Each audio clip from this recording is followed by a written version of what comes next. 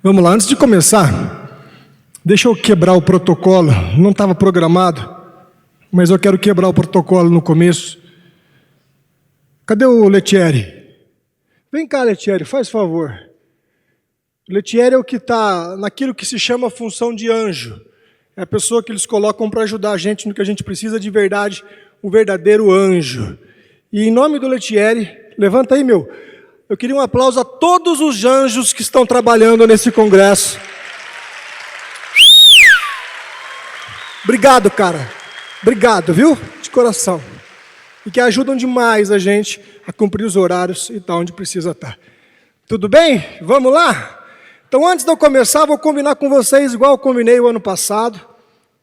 E quem estava aqui o ano passado vai lembrar. Vocês estão me vendo aqui com violão? Vai ter música? Vai ter música. Mas eu quero dizer para vocês, opa, chegou a voz aqui no palco. Quero dizer para vocês, com toda a humildade do mundo, que eu não sou cantor, tá bom? Então não me julguem como cantor, eu não tenho a mínima intenção de me apresentar como cantor e apenas trazer a música para o nosso momento de reflexão espírita, porque a música tem um papel muito importante para abrir o nosso coração, para a mensagem chegar mais suave, mais leve. E essa é a proposta. É por isso que lá na hora do intervalo, a gente ensaiou Conta Luz. Quem é que ensaiou lá comigo? Deixa eu ver. Vocês ensaiaram? Vocês estão prontos para fazer para valer agora? Então agora a gente faz para valer. Lá foi só para começar, e agora aqui a gente faz para trazer a luz para o nosso ambiente, para que a gente possa já sintonizar com o mais alto e sentir a espiritualidade já abrindo os nossos corações. Pode soltar a música e vamos juntos.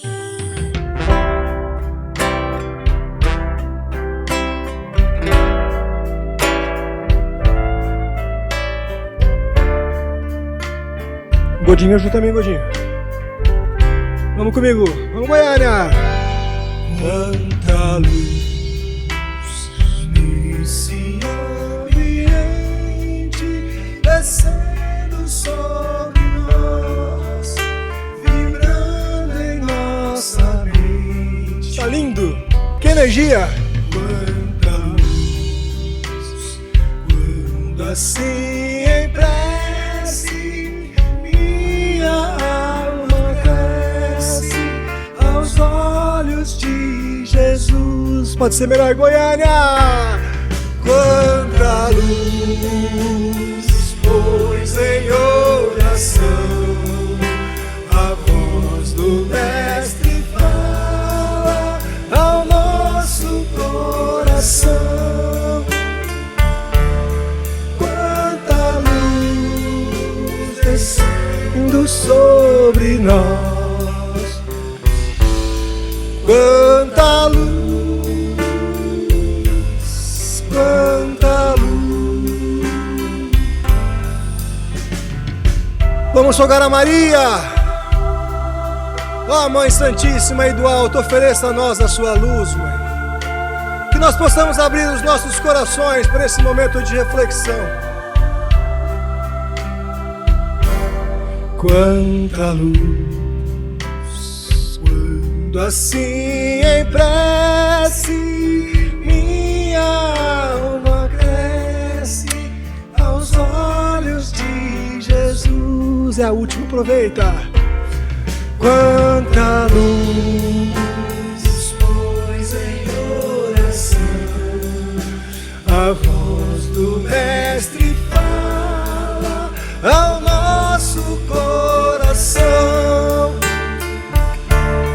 Quanta luz descendo sobre nós, quanta luz, quanta luz. Viva Jesus. Palmas para vocês. Uou!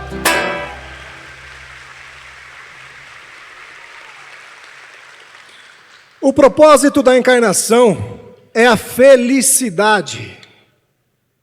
Deus não criou espírito nenhum para vir ao mundo ser triste.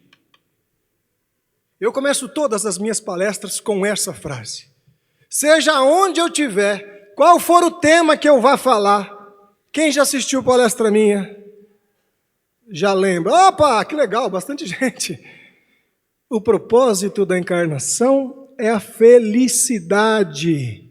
Deus não criou espírito nenhum para ser triste. Eu faço questão de começar com essa frase, porque nós do movimento espírita, equivocadamente, alguns de nós ainda propagamos a ideia ou temos a sensação dentro do nosso coração de que nós estamos aqui para pagar a conta do passado, de que nós viemos aqui para sofrer, de que nós viemos aqui porque nós somos muito imperfeitos, então a gente veio aqui nesse lugar de provas e expiações, e não é essa a visão. Ah, sim, temos imperfeições no passado, temos. Ah, sim, temos coisas a corrigir, temos. Mas estamos aqui para ser felizes e não para sofrer. Porque ainda que nós tenhamos contas do passado para acertar, contas do passado não se paga com dor. Contas do passado se paga com amor.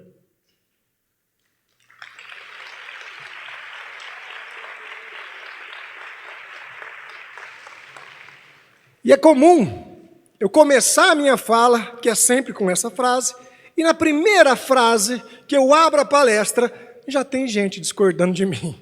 É normal. Eu já olho umas carinhas assim, meio desconfiadas do Gustavo, porque a pessoa pensa, ah, Gustavo, mas eu não posso concordar com você. Eu estou cansado. A vida não tem sido feliz comigo. Tá bom, tá curto, mas tá bom. A vida não tem sido alegre, leve. Eu tenho até, para falar a verdade para você, eu tenho perdido o ânimo. Tem dias que eu me tranco no meu quarto, eu não quero sair de lá. Eu tenho a sensação, Gustavo, de que nunca vai passar. Olha, eu tomo remédio há 8 anos e não passa. E se você se sente assim, em algum momento, você sentiu esse peso no corpo, essa vontade de ficar dentro do quarto, quero dizer para você uma coisa. Tamo junto. Eu também sinto isso com alguma frequência. Somos humanos. Temos oscilações.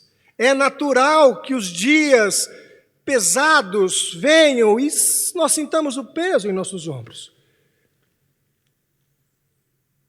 Mas a correria, o dia a dia, a pressa, a internet, a resposta rápida, tudo tem que ser para ontem, a filha, a família, a casa, a escola, a conta, o boleto, tudo é muito rápido. O mundo está muito acelerado. E quando a gente se deixa levar pela pressa do mundo, a gente conhece os desequilíbrios emocionais. Então vem o transtorno de ansiedade, aí aparece a depressão, e eu posso dizer porque eu sou um ex-depressivo, eu fiz tratamento. Graças a Deus eu encontrei a luz. Aí vem o pânico. E não é desacelerar o mundo, é desacelerar o interior, porque o mundo não vai ser desacelerado. A gente tem que buscar a calmaria dentro da gente. Mas nesse contexto de mundo acelerado, de desequilíbrios emocionais, sensação de que não passa, cadê Jesus? Onde está Kardec? Jesus é uma figura histórica? Não deve ser apenas isso. Kardec está só na casa espírita? Não. Se ele não estiver no dia a dia, se Jesus e Kardec, os faróis da humanidade, não estiverem no nosso cotidiano, a gente não sai, a gente não passa pela correria do mundo sem se perder nela. Lá no Evangelho de Mateus, capítulo 28, versículo 11, Jesus nos traz uma das lições mais importantes, que vem explicar para a gente a origem dos nossos problemas. Porque quando a gente se vê visitado pela depressão, pelo pânico, pela ansiedade, a gente precisa resolver. Mas como que resolve um problema? Sabendo a origem. Se eu não souber a origem, eu não consigo resolver. A minha casa tem um vazamento, está vazando água na cozinha, eu preciso resolver. Primeira coisa é saber de onde vem. Será que é a torneira? Será que é o cano da parede? Será que é o cano que passa embaixo do chão? A hora que eu identifico de onde vem, eu começo a solucionar. E Jesus nos dá o caminho para entender os nossos desequilíbrios emocionais. Numa das frases mais belas de Jesus, e mais utilizadas e mais replicadas por aí, replicada até por Kardec, que replicou essa frase na abertura do capítulo 6 do Evangelho segundo o Espiritismo, o Cristo Consolador. Kardec abre o capítulo trazendo Jesus. E o mestre falando para nós: vinde a mim, vós que estáis aflitos e sobrecarregados, e eu vos aliviarei. Tomai sobre vós o meu jugo, e verás que sou brando e humilde de coração. E encontrareis cura para as vossas almas, pois é suave o meu jugo e leve o meu fardo. Bonita essa frase, né? É uma das mais bonitas de Jesus. Mas não pode ser só uma frase bonita. Se for só uma frase bonita, não serve. Tem que ser lição. Tem que entender o que está ali e trazer para cá. Senão não resolve. Ou eu vou ser um mero repetidor de frases bíblicas, ou eu vou ser um mero repetidor de questões do Livro dos Espíritos. A teoria é o suporte, mas tem que vir a prática. Então, quando Jesus nos dá esse ensinamento, Ele está nos orientando para a origem dos nossos problemas. E se você não cuidar da origem, você vai enxugar gelo.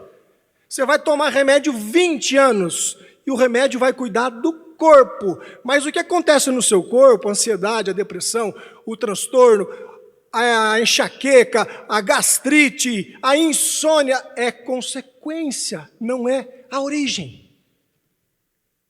Então veja só, vem comigo para Jesus, finalzinho da frase: e achareis cura para vossas almas. Nesse final aqui, tem 2 ensinamentos de Jesus, primorosos. Quando ele fala assim, e achareis cura para as vossas almas, lá no comecinho, acharei cura, ele já está dizendo assim para você: tem cura, vai passar, não é para sempre. Essa sensação que você tem aí de achar que não vai passar nunca, é um equívoco. Eu estou dizendo para você, vai passar, tem cura, acharei cura, olha lá. Então calma, porque na sequência ele completa: acharei cura para as vossas almas, não é para o corpo. Então quando ele fala, vinde a mim, vós que estáis aflitos e sobrecarregados, acharei cura, ele está dizendo assim, ó, o que está te incomodando, o que te pesa, o que te faz sentir cansado, é a alma adoecida.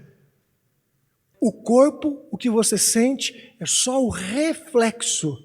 Mas enquanto você não cuidar da alma, do ser, da essência, você vai continuar se sentindo cansado.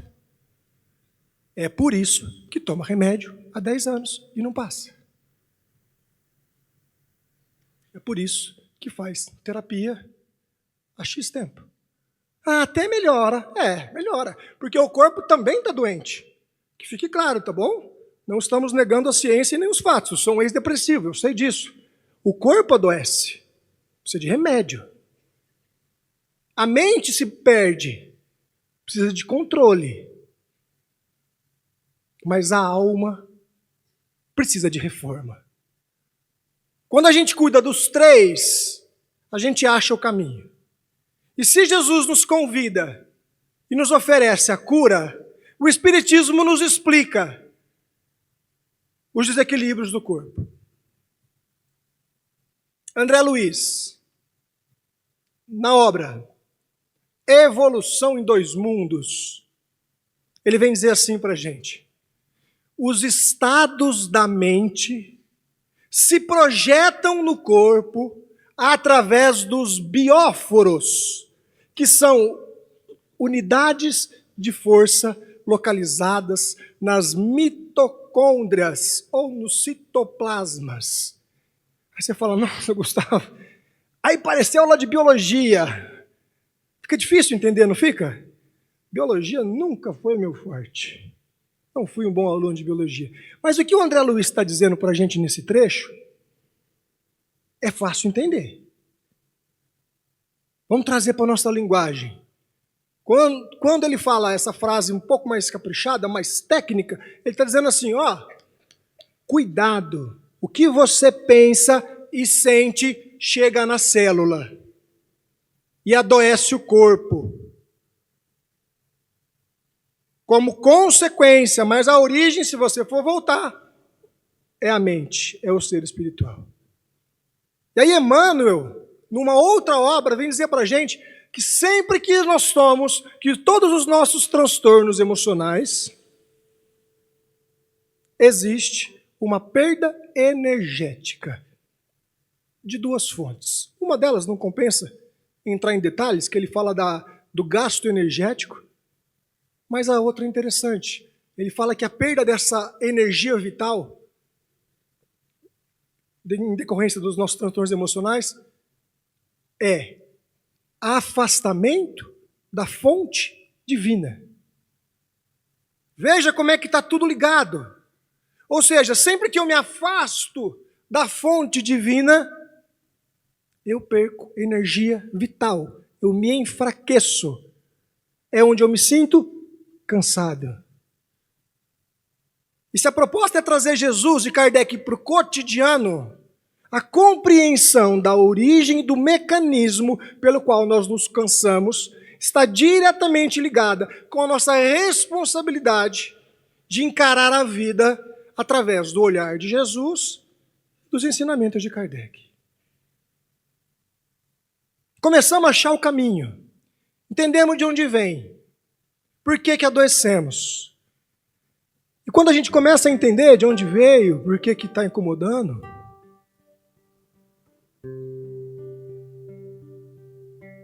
a luz começa a se acender. A sensação de calma que tinha ido embora precisa voltar. E a gente perde a calma porque muitas vezes a gente não se acha dentro do próprio corpo. Mas calma. Nós somos estrangeiros nesse planeta, a gente não é daqui. A gente é de um outro plano, a gente veio aqui simplesmente para curar. Através do amor. Então, se hoje você está sem calma, o convite nessa reflexão inicial é que vai passar, é que tem cura, é que Jesus ajuda e que a luz vai se acender lá no fundo quando a gente tiver calma. Pode soltar, por favor, meu amigo.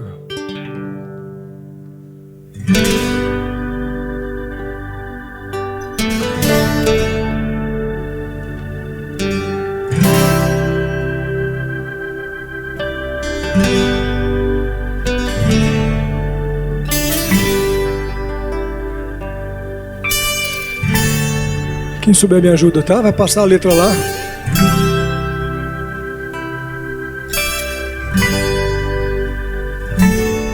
Se eu pudesse conversar com sua alma, eu diria: fique calma, isso logo vai passar. E eu daria um conselho: chore mesmo, enquanto chora, aproveita pra orar. Porque quem chora pra Deus é consolado, é bem-aventurado e Deus não desamparará. Cacá Rezende. Ele mesmo enxugará as tuas lágrimas, então desabafe e deixa Ele te abraçar. Vem comigo, Goiânia. Calma, calma, não se preocupe, tenha calma. Calma, calma, eu dedico esse refrão pra sua alma. Durante muito tempo, Chico Xavier pediu a Emmanuel um recado de Maria, a mãe de Jesus. E o recado nunca veio.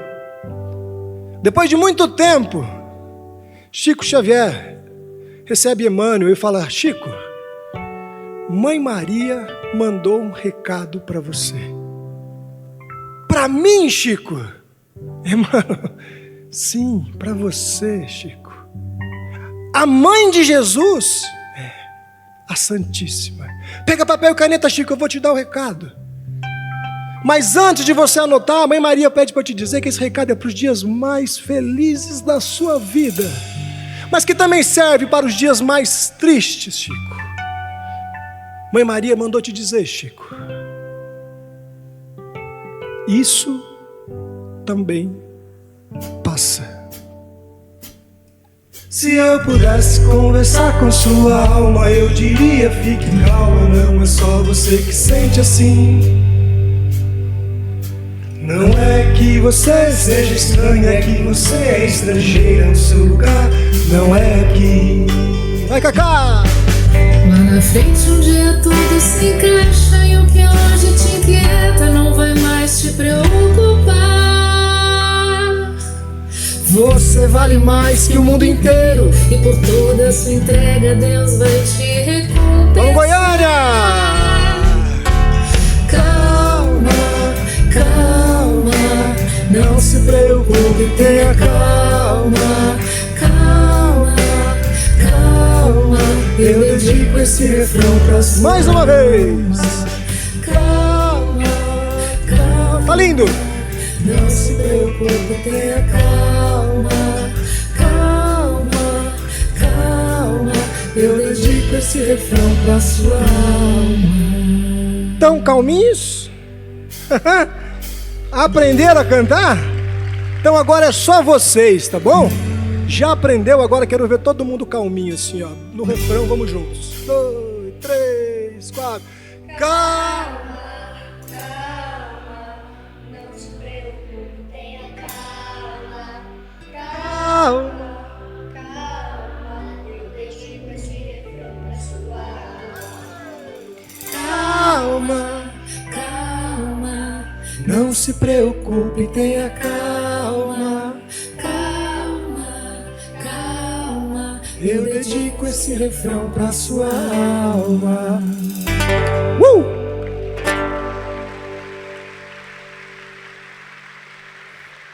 Dispensa apresentações. Cacá Rezende. Coloca a imagenzinha da Cacá, por favor. Se é que alguém não conhece Cacá, eu duvido, mas que não siga ainda, faça esse favor para mim. Siga a Cacá e manda uma mensagem para ela, está lá em Boston. Fala, Cacá, eu vi você lá no congresso. Ela vai ficar muito feliz de saber que ela esteve aqui conosco esse ano. Ela que é presença marcante todos os anos. E esse ano a gente deu um jeito de trazer a Cacá aqui. E a gente fez isso aqui com celular, tá? Ela filmou com celular, gravou com celular. E a gente editou e colocou, então muito esforço, vale a pena, Cacá Rezende.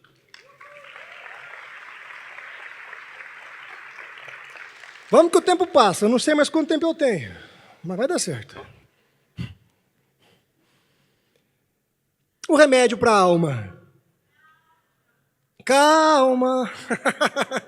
Tem que falar para eles ali, ó. Eu estou aqui o dia inteiro, se quiser. Remédio para a alma. Remédio para a alma precisa despertar na consciência. Quando a gente não toma, uma das consequências que nos visita no cotidiano é a culpa. E todos nós somos visitados pela culpa vez ou outra. E por que a culpa é tão nociva assim? Kardec questiona os bons amigos na questão 991, como eu brinco nos meus vídeos, né? Tá lá no Livro dos Espíritos, né? Como eu brinco nos vídeos. Questão 991, Kardec questiona os bons amigos. Diz assim Kardec, qual a consequência do arrependimento no estágio espiritual? Vocês entenderam o que Kardec perguntou? Não, pelo jeito não. Eu vou trazer para a nossa linguagem, tornar um pouquinho mais fácil. Kardec está perguntando assim, ó, quando a gente está desencarnado, está lá no plano espiritual, a gente olha para o passado, vê as bobagens que fez, bate o arrependimento, o que acontece? Sabe quando cai a ficha? Porque geralmente a ficha cai lá, né? A ficha não cai aqui. Aqui a gente está nas tentações mundanas. Mas lá no plano espiritual a consciência cobra, a gente fala, ai, Para ficar mais fácil, Kardec está perguntando assim, quando a gente está desencarnado, está lá na erraticidade, ainda vai voltar ao plano espiritual, a gente olha para o passado, reconhece os nossos equívocos, a consciência cobra, e então eu falo.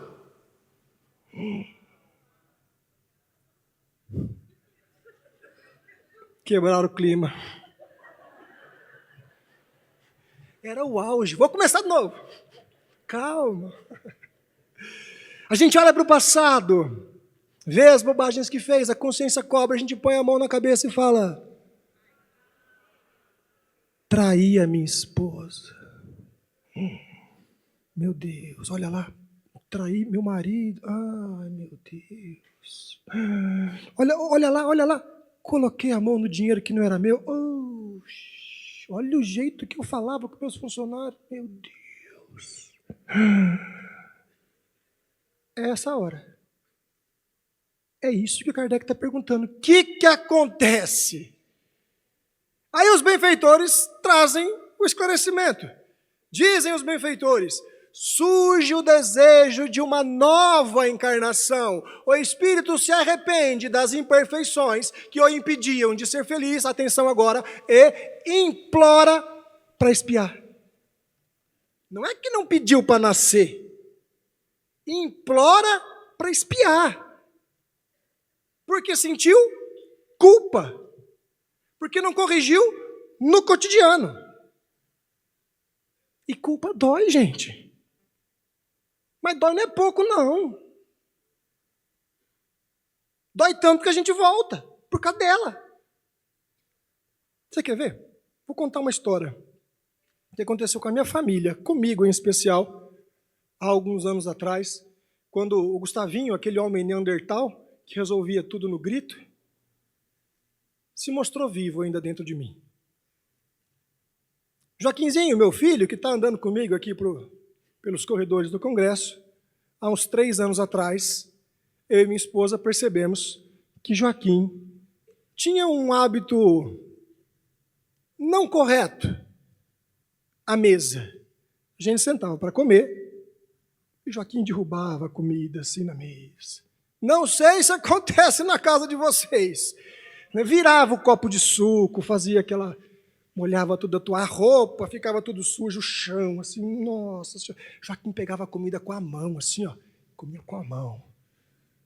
E a gente percebendo isso, eu e minha esposa, está por aí também, Giovana, eu disse, nós precisamos conversar com Joaquim, orientá-lo. Começamos então todos os dias. Filho, vai mais devagar, meu amor. Filho, não, filho. Ó, tá derrubando, querido. Ô, meu amor, com a mãozinha não, filho, usa o garfo e a faca, meu filho. Pega com a mão não, filho. Todos os dias, com muito cuidado, calma e classe. Passaram-se uns 2, talvez 3 anos. Depois de muito insistir com Joaquim, de muito amor e de muita paciência, nós percebemos que não tinha mudado nada. Joaquim continuava fazendo exatamente as mesmas coisas que ele fazia antes, sujando tudo, se sujando, e a gente falava, nunca vai mudar isso? E naquele dia eu tinha chegado do meu trabalho e nós íamos jantar. E eu não estava legal. Eu não tinha tido um dia bom. Eu não estava com calma. Mas ninguém tinha culpa dos meus problemas. Então eu sento à mesa.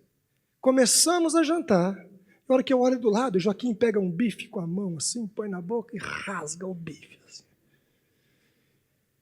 Quando eu olho e vejo a cena, naquele momento eu não aguentei.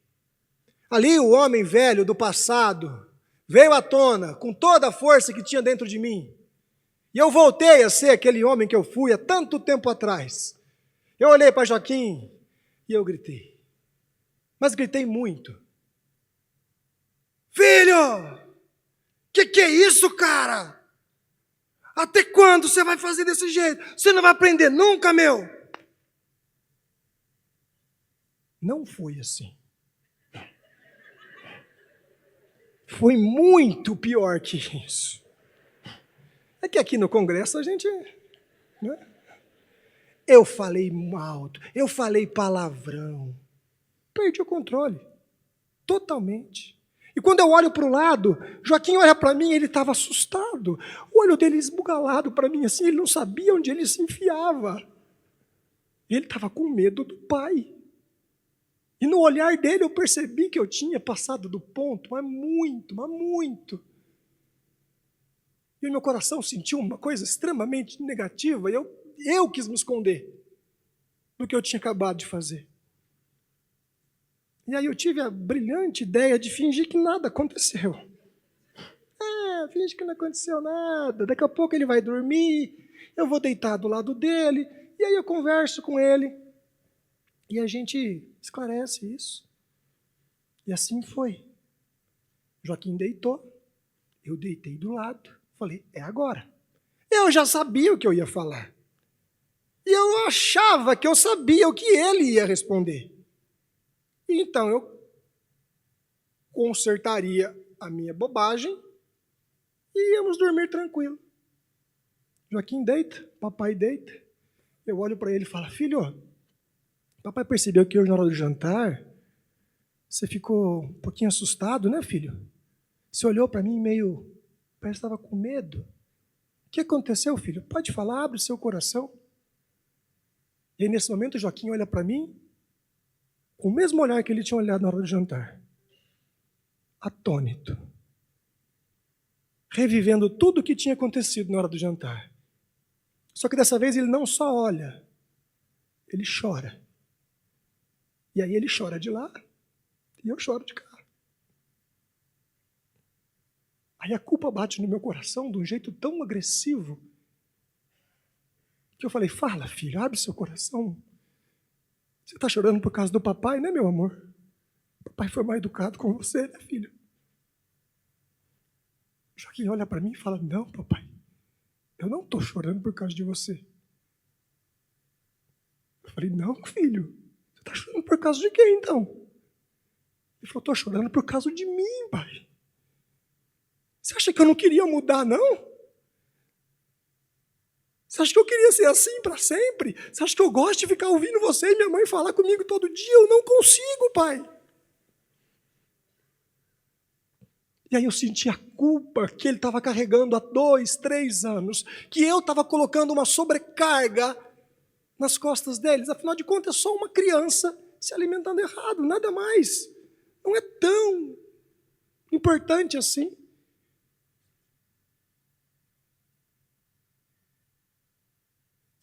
Então eu percebi o quanto que a culpa dói. E quanto que Jesus e Kardec não deve ser só uma teoria.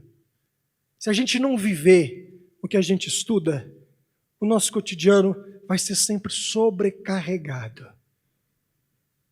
Joaquim está ali. Levanta, filho. Levanta, filho. Fica de pé, meu amor. Ah, lindo!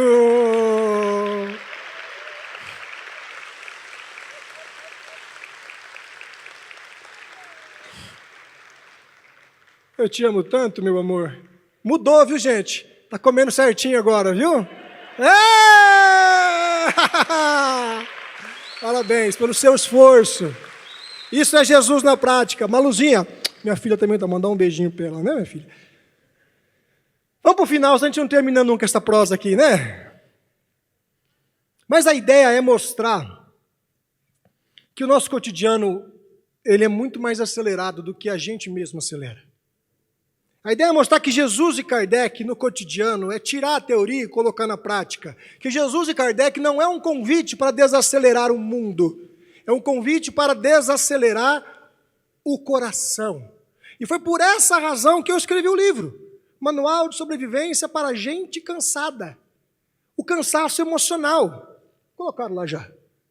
Não é o cansaço do corpo, aquele que dormir resolve. Não, dormir não resolve. É a alma cansada. É quem não aguenta mais bater com a cabeça na porta para trazer alívio. E Giovana, minha esposa, ansiosinha como ela só, você precisa me ajudar. Eu não estou conseguindo. Eu falei, eu escrevi um livro para você, criatura. Foi para você que eu escrevi. E dia desses, quase que eu perdi uma venda de livro, porque o cara chegou para mim e falou assim, eu ia comprar teu livro, estou saindo da palestra, mas já volto. Eu ia comprar teu livro, não vou mais. Eu falei, por quê, meu amigo?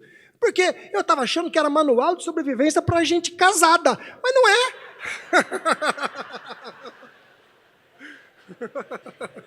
Serve também, viu? Para os casados aí, serve também, tá?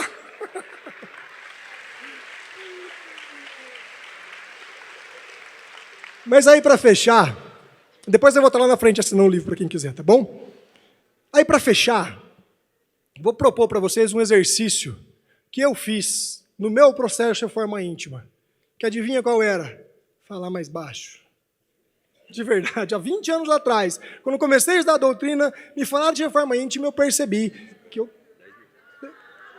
Não, ele está falando que eu ganhei 10 minutos. Aí, ó. Vocês estão gostando, né? Mas já está acabando. Então, quando eu percebi o meu processo de reforma íntima, vou até contar uma história, já que eu ganhei 10 minutos, tenho uma historinha para contar para vocês. A primeira coisa que eu propus para mim mesmo, como reforma íntima, era falar mais baixo. Eu sabia que eu tinha esse desequilíbriozinho. Falava alto com meu pai. Não ri não, gente, era feio pra caramba.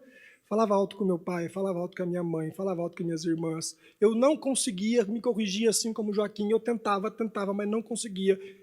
Quando eu conhecia a doutrina espírita e eu percebi o quanto que isso seria importante para mim, eu decidi isso como meta de vida. Eu falei, a partir de hoje, eu não falo alto nunca mais. Durou um dia. Mas reforma íntima é isso. Não é um processo de linha reta. É um processo sinuoso. A gente vai acertando, errando e vai andando. Até que a gente aprende. Eu me lembro de um garoto que chegou lá na casa espírita, onde eu, durante tanto tempo, trabalhei, em depressão. E ele começou a assistir palestra, 1 semana, 2 semanas, a gente está na casa espírita, a gente conhece as pessoas. E aí, depois de um tempo, ele chegou para os pais o abordaram em casa, e aí os pais disseram para ele assim, escuta, você está querendo ser espírita, é? Quem nunca passou por isso? Você tem certeza? Pai, eu estou indo lá no Allan Kardec, estou gostando, estou assistindo palestra. Olha, se você quiser mesmo ser espírita, então eu vou te levar para conversar com um amigo meu. Porque ele é espírita, e ele vai te explicar o que é ser espírita. E o pai levou o garoto para conversar com um amigo. Chegando lá, o garoto contou a sua história, chorou, a depressão estava danada. Então a pessoa falou assim, escuta, estou acelerando porque eu estou com medo do tempo. Escuta, se você quiser realmente ser espírita, então se prepara, porque em 2 anos você vai morrer. E aí o garoto assustou, né? Ele falou, não, eu não quero isso, eu vim aqui porque eu quero viver, eu não quero, é o contrário.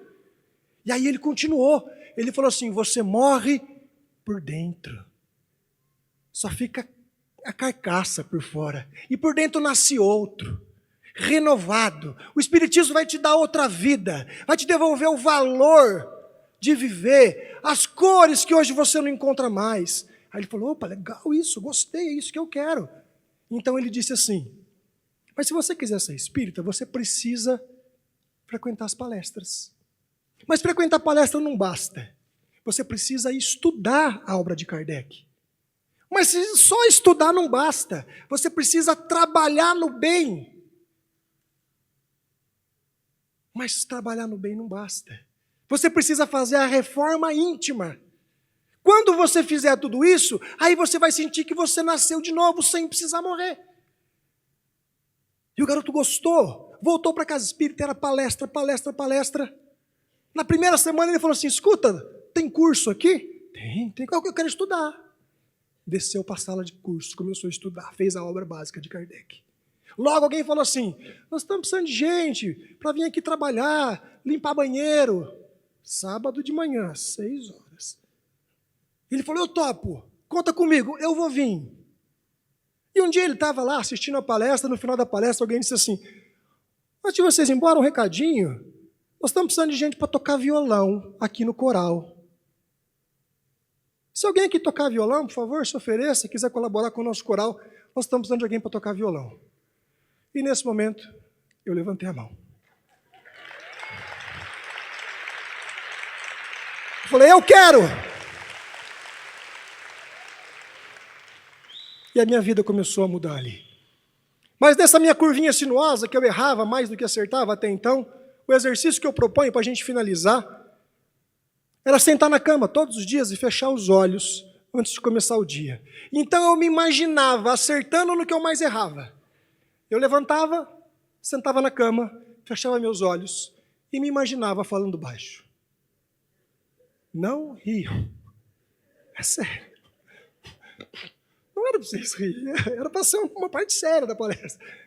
Mas é verdade. Era um exercício de imaginação. Eu sentava na cama, fechava os olhos e eu me imaginava numa situação ali conflituosa e eu me imaginava falando baixo, tendo educação com as pessoas. Eu me imaginava respondendo com gentileza. Dia a dia eu fazia esse exercício de imaginação. E quando as situações aconteciam diferentes comigo na rua, a minha mente já estava treinada para falar mais baixo. E eu fui conseguindo. Imaginem o problema de vocês. Se imaginem fazendo diferente. Traz para a prática o Jesus e o Kardec.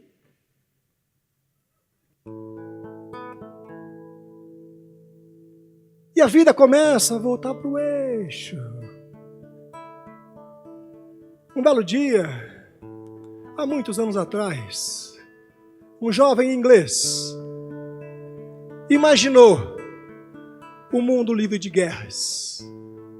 Ele imaginou nós todos vivendo como irmãos.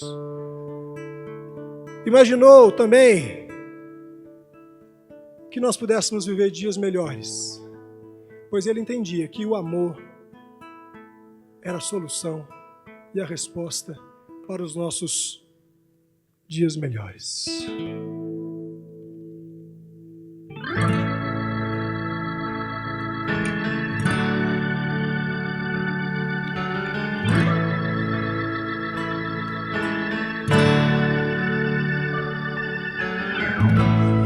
Imaginar que o mundo possa viver em paz. Não há inferno, não há céu.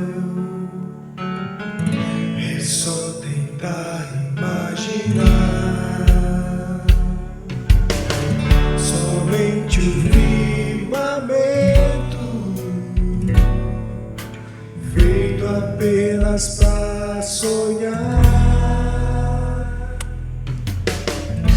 Isso é sem fronteiras, vivendo para viver.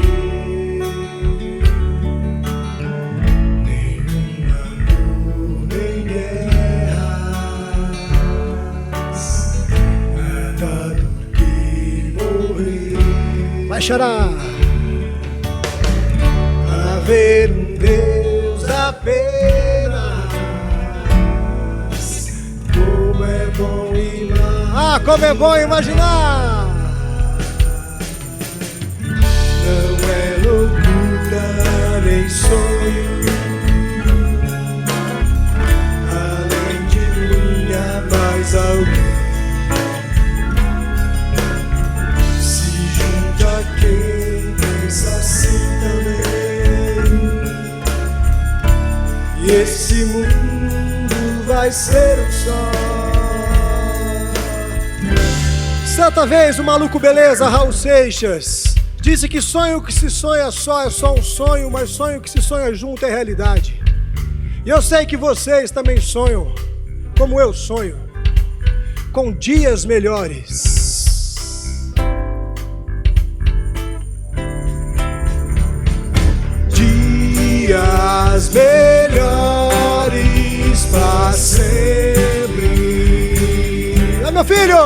É maluco! Dias melhores pra pra sempre. Dias melhores pra sentir. Vem comigo no final, vamos amar todo mundo agora. É preciso amar. Levanta, Goiânia! Como se não houvesse amanhã. Porque se você Parar, levanta aí! na verdade não sou uma gota d'água, sou um grão de areia. Vai, Campete! Você me diz que seus Eduardo! pés não se entendem, mas você não entende seus pais. Em homenagem ao Antônio Carlos Navarro, sempre com Jesus, nunca sem Kardec. Um grande beijo a vocês. Meu!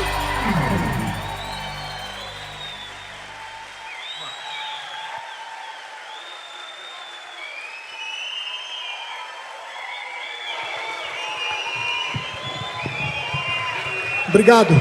Viva Jesus! Pessoal, eu gostaria de, antes da gente continuar, a gente fazer uma menção honrosa a Tainá e a Liz Natividade, as nossas intérpretes de Libras. Em Libras, a gente dá palmas assim, ó.